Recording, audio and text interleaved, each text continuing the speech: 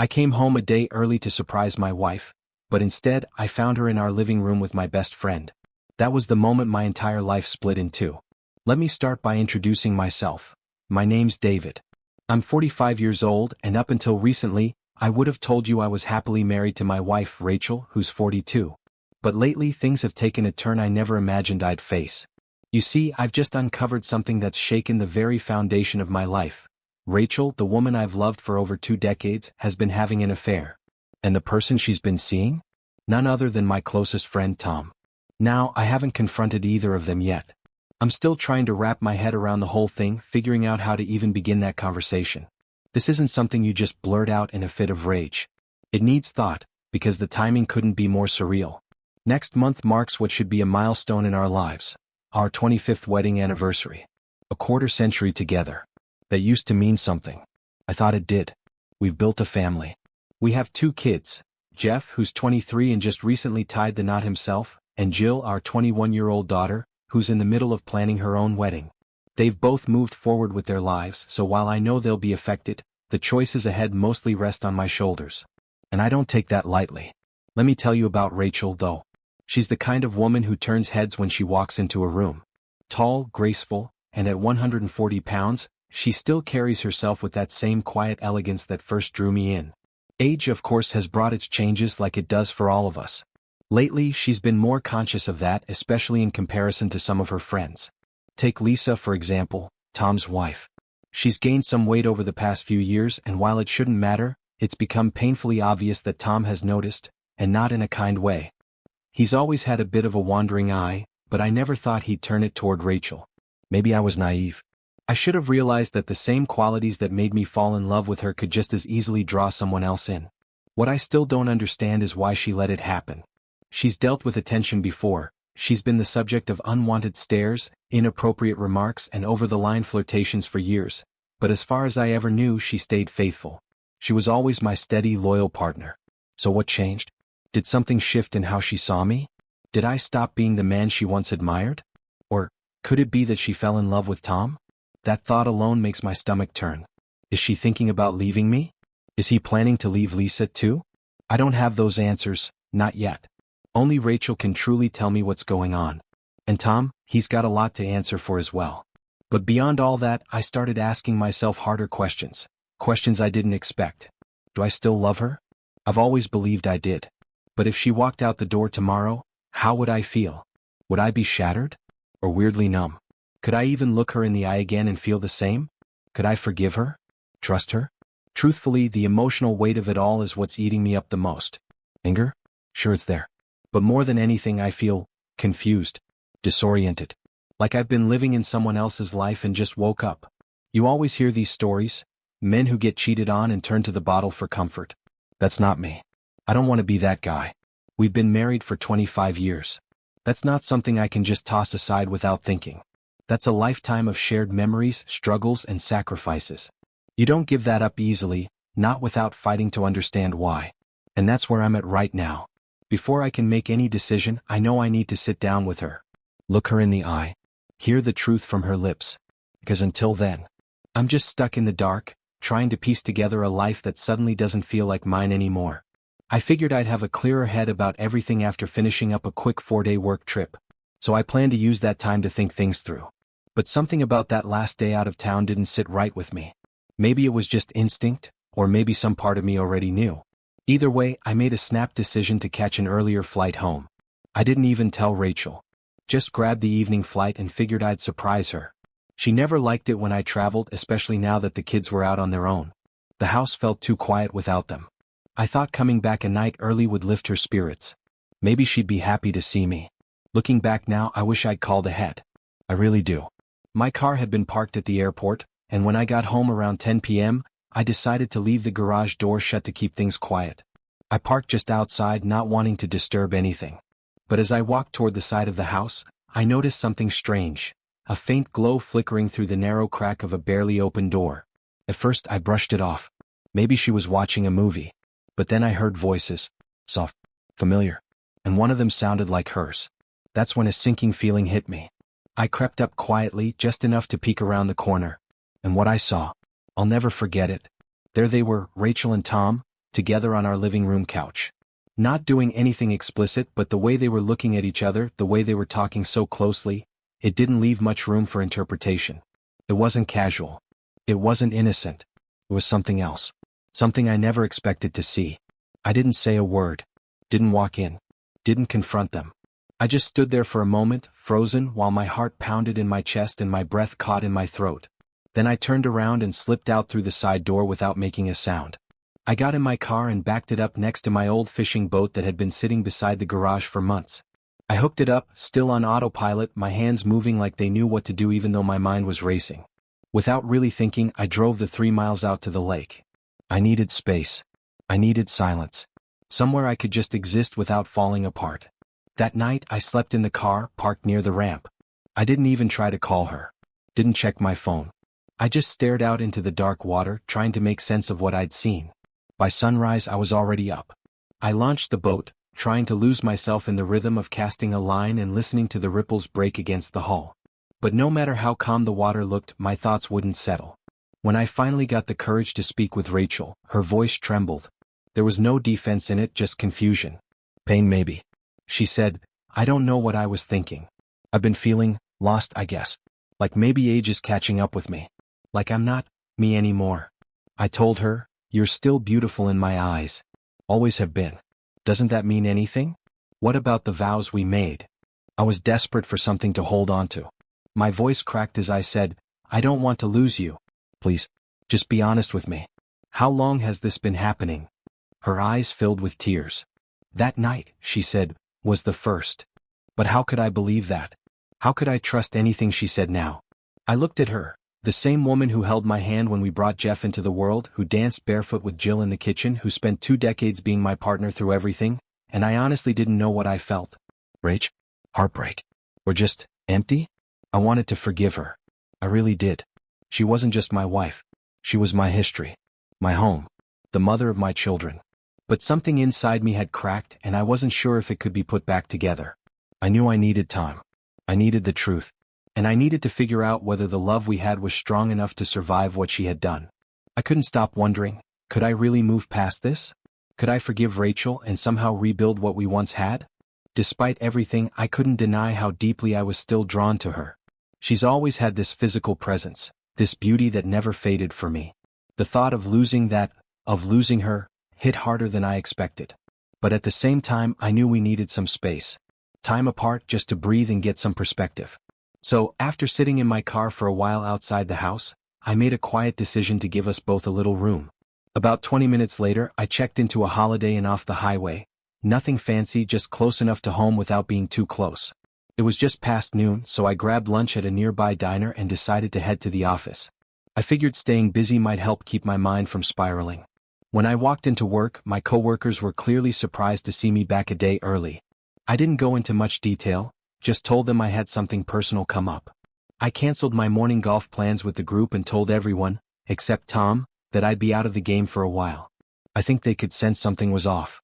A couple of them asked what was going on, but I just waved it off with a vague, just dealing with a lot right now.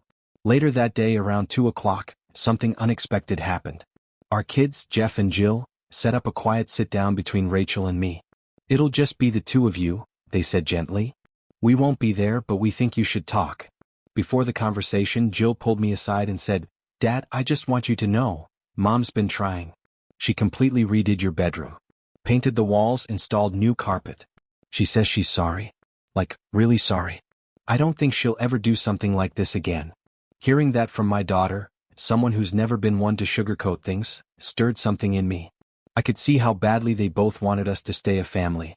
And honestly, in that moment I felt proud of them. They weren't choosing sides, they just wanted healing. When I got to the house at 2 o'clock, Rachel had already opened a bottle of wine. I probably didn't need it, but I didn't stop her from pouring. The glass just kept getting refilled, by her, by me, I can't even remember. She made dinner and afterward, offered to help clean up the kitchen.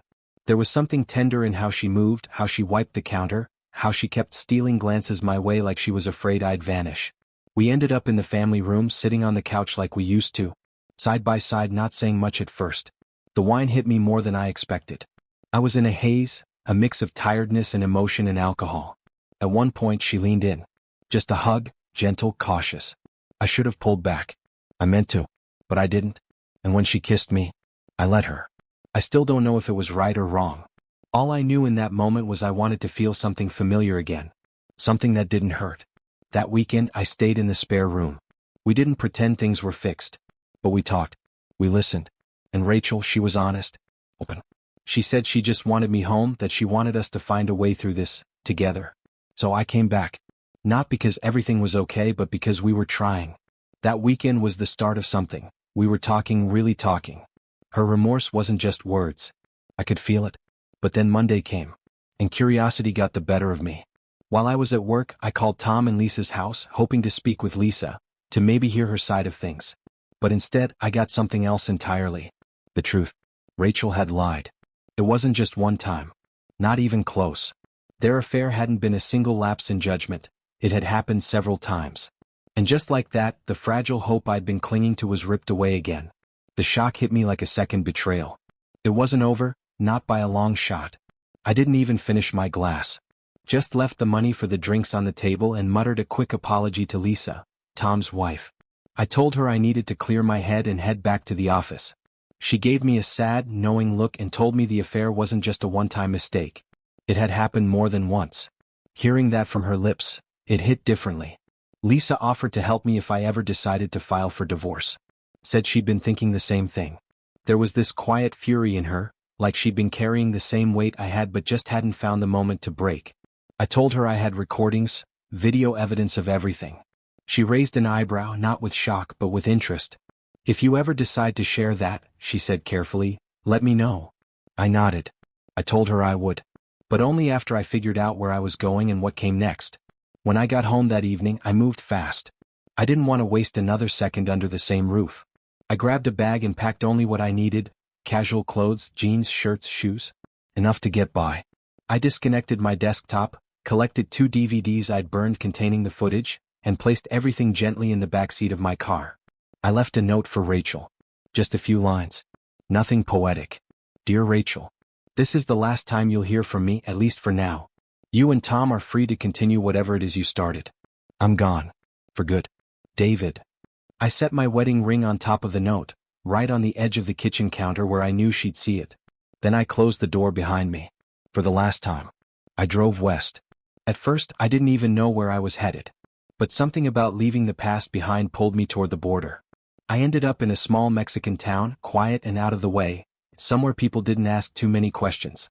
A guy I knew from back in the day helped me get a fake license under the name Carlos Martin. It felt surreal, living under an alias. But oddly freeing too. Once I had my new documents in hand, I started looking for work. I didn't care what it was, I just needed something to occupy my time. I came across a job posting for a small company that specialized in carbon transportation. They needed someone with decent English and basic logistics skills. It wasn't glamorous, but it was a start. Fast forward a month and I'd already settled into my new life. I was technically a resident now, kept my head down, did my job and avoided any drama. I bought a prepaid mobile phone but didn't give the number out. I needed space. No ties. I told myself I'd reach out when I was ready. Time passed faster than I expected. Before I knew it, I'd been in Mexico for a year. The job turned out to be more than just a distraction.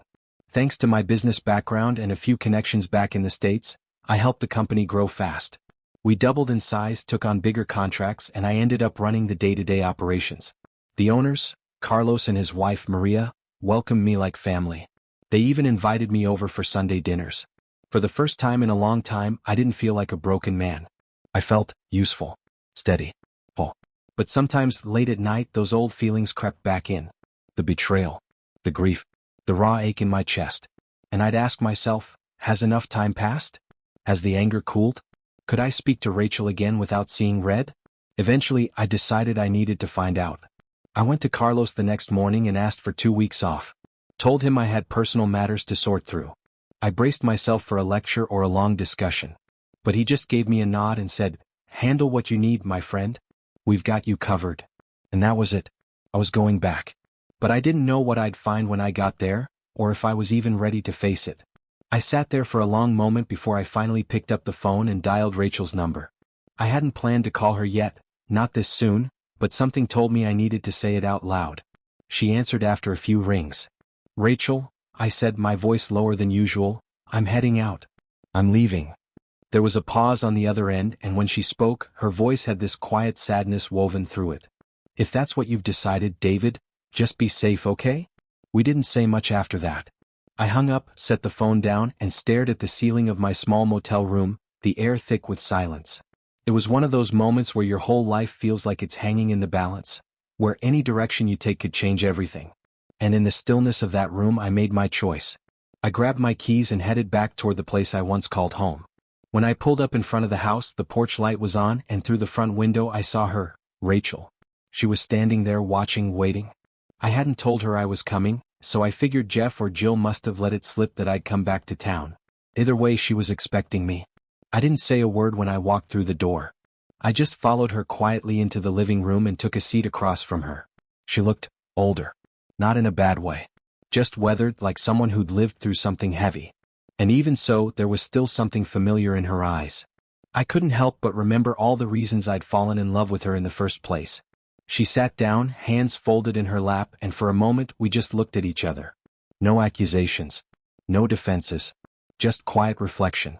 As I sat there, I couldn't help but think about everything that had led us here, every mistake, every moment of silence that should have been a conversation. Would things have been different if I hadn't walked away that night? If we'd fought harder sooner? I don't know. And maybe I never will. But the fact that we were both here now, facing each other after everything, meant something. It wasn't reconciliation, not yet. But it was a beginning. Or maybe just an ending that needed a proper goodbye. I looked her in the eye and asked the question that had been weighing on me since the moment I learned the truth. Rachel, do you even want to try again? Do you want to rebuild this with me? Because my feelings for you, they're still here. Changed maybe. Wounded. But they never left. Her expression softened. She didn't rush to answer, and I appreciated that. Whatever the future held, I wanted to be honest. With her, with myself, and with our kids. Jeff and Jill had already seen us walk back into the house together, and I knew they were hopeful. Maybe too hopeful. I pulled them aside later that evening and made it clear. This wasn't a reunion. It was a temporary agreement. A chance to see if we could rediscover some kind of trust, maybe even respect. I told them I hoped they could learn something from all this. That real relationships, lasting ones, are forged in tough times. They both said they'd already had long conversations with their partners about what we'd been through. Watching their parents fall apart and then try to pick up the pieces had opened their eyes. And in a strange, bittersweet way that brought me a little peace. Later that night, I also reached out to Lisa to clear the air. I told her that in my desperation, I'd shared a few things that turned out to be based more on assumption than fact. I wanted to set the record straight.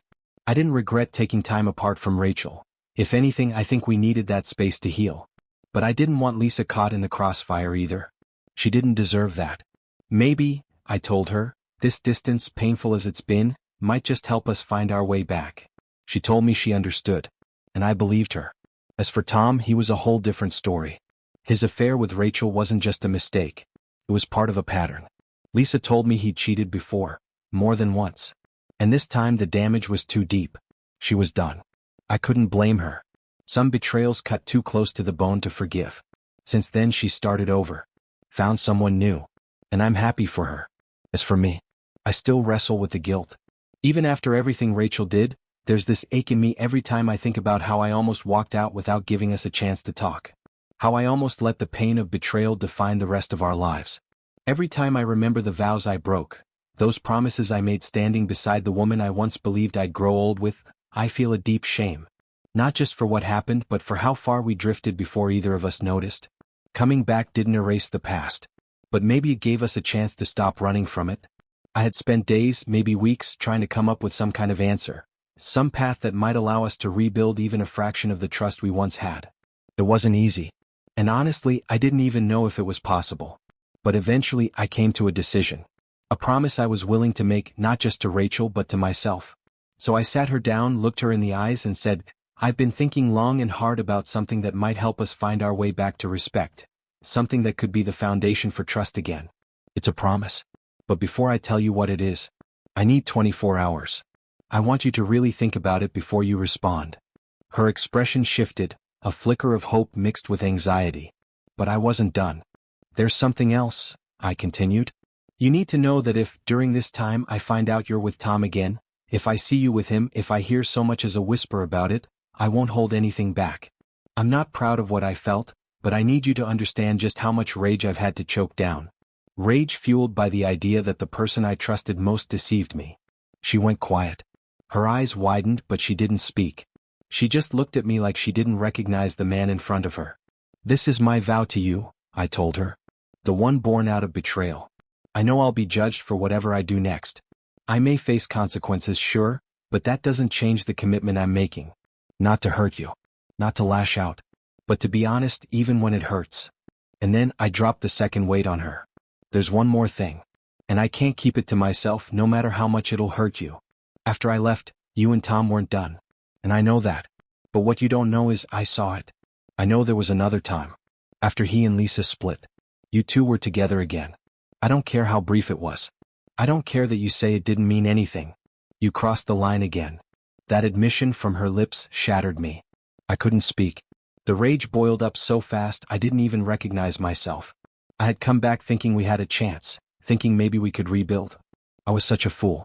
Without even thinking, I slapped her. A reaction I never thought I was capable of. It wasn't premeditated, it was raw, devastating instinct. 1 second of blind fury. As soon as it happened, the silence in the room turned to ice. I hated myself for it. And yet, some part of me knew she saw it coming. And still, I refused to lose myself to grief. I wasn't going to let her or Tom or this entire mess turn me into some broken man wallowing in self-pity. I remembered something my old sergeant used to say back in the army. The best defense is always to move. To act. Don't sit still and die. Move and fight even if you've got nothing left but your pride. So I prepared. I gathered what I needed. I got my head clear. Because yesterday I received information, important information, that gave me just enough time to line up everything for what was coming next. And no matter what she or anyone else chose to do, I was going to face it head on.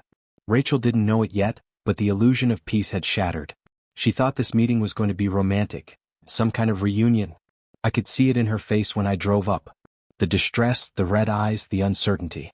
She had probably imagined I'd come bearing flowers or a grand gesture. But instead, the moment twisted even further. That's when her new companion arrived.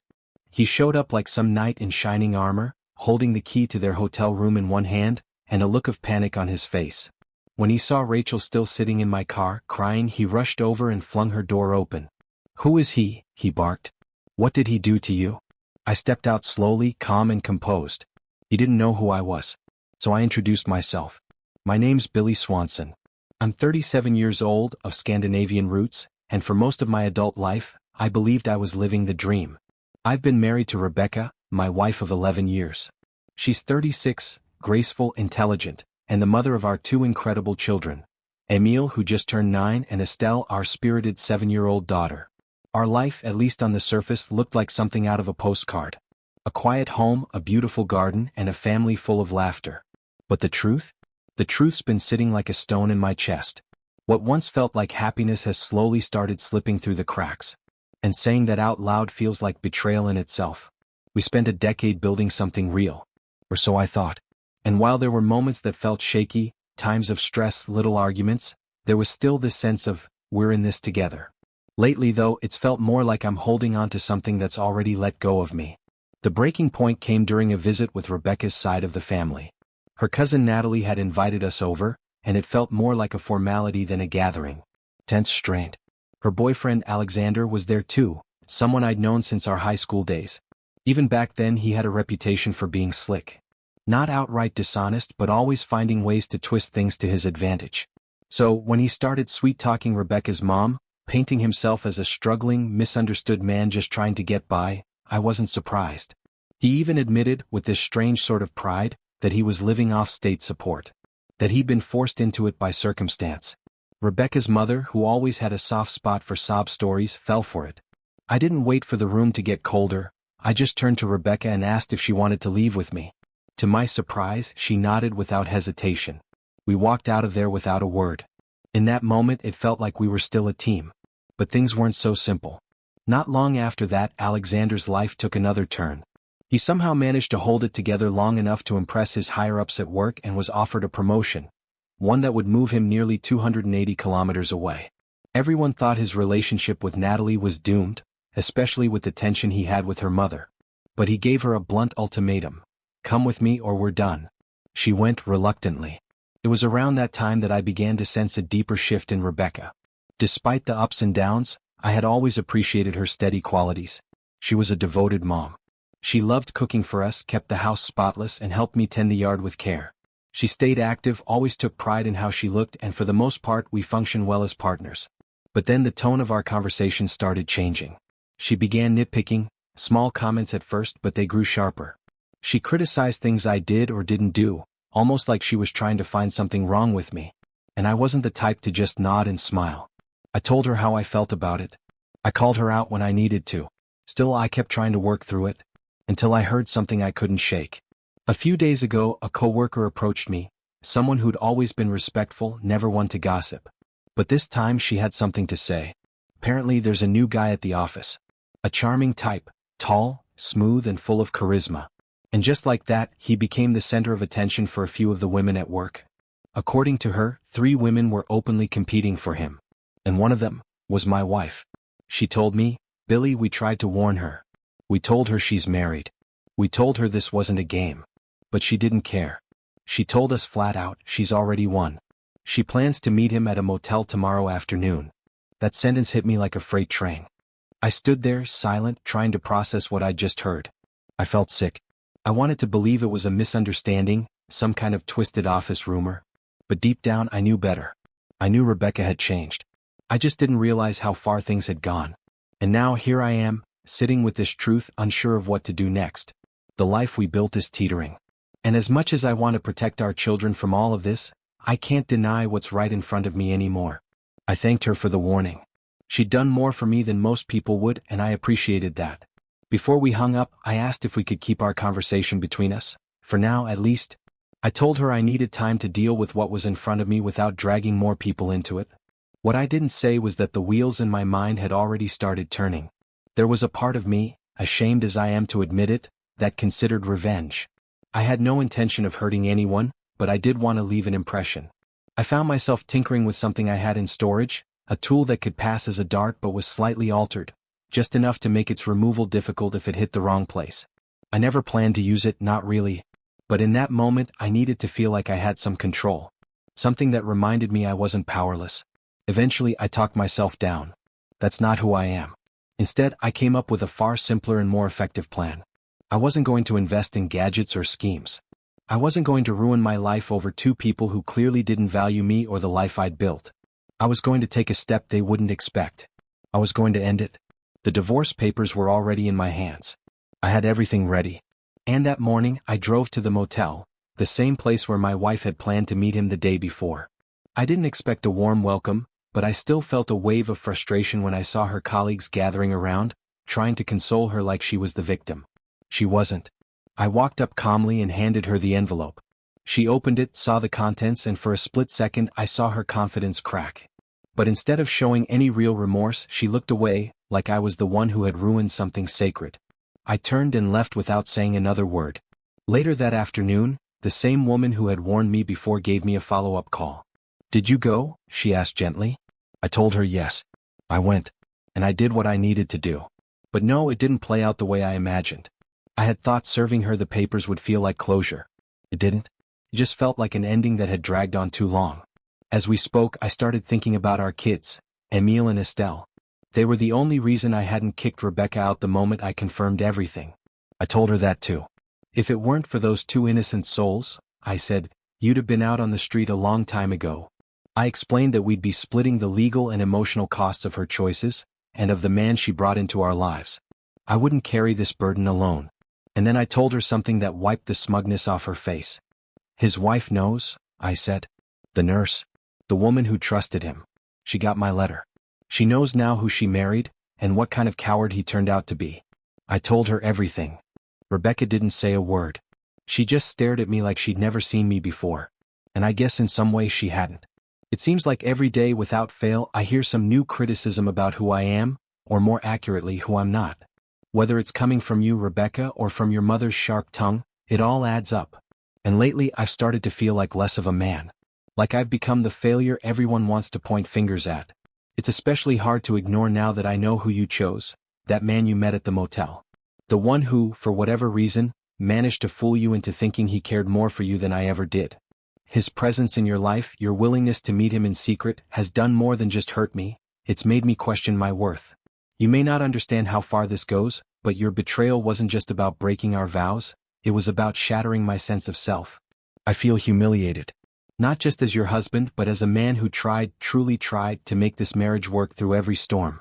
And now, I'm exhausted. I'm drained from defending myself against insults, accusations, and your mother's constant disapproval. And then, somehow, despite everything, you stood in front of me and begged for forgiveness. But Rebecca, I don't know what to do anymore. I really don't. There are still around 20 weeks left before the divorce is finalized, and I find myself wondering, will you even make it that far without falling back into old patterns? Can you actually honor the role of a wife now that you've already thrown it away once? Part of me is just watching, waiting, curious to see how long this changed version of you lasts. Will you commit to rebuilding? Or will you return to the very man who tore this family apart? It's strange how your mother always tried to control you, to shape you into the woman she wanted, never realizing the damage she was doing. And yet, now she hides away, quiet and unbothered, like the infamous creature from Lake Champlain, content to stay beneath the surface while the storm she helped create tears the rest of us apart. But what broke me in a way I wasn't ready for was a visit I had with your father. He's in a wheelchair now, weakened not just by age but by grief. When I saw him, the first thing he did was cry. Big, trembling tears, the kind a man only sheds when something deep inside is broken. He told me he didn't recognize his daughter anymore. That the woman you've become wasn't the one he raised. I don't know what happened, he said. She used to be so sweet, so kind. But now, I think your children are all that's left of her good heart. He asked me, pleaded with me, to take care of Emile and Estelle, to keep them safe. And when I told him I would, without hesitation, he smiled through his tears and said something that stuck with me. It's her mother's fault, he whispered. Rebecca didn't have to turn out this way. But that woman poisoned her. Bit by bit. She raised a narcissist, not a daughter. And now we're all paying the price. And I couldn't argue with him. Because deep down I've wondered the same. How did the girl I loved so fiercely become this version of herself? And is there any part of her left that I can still reach? Thanks for listening. If this story touched you, I'd love to hear your thoughts. Drop a comment below. Have you ever stayed silent when your heart was breaking? Would you have done the same? And hey, don't forget to like, share, and subscribe. We've got more stories to tell. Some messy, some healing, all human. See you in the next one.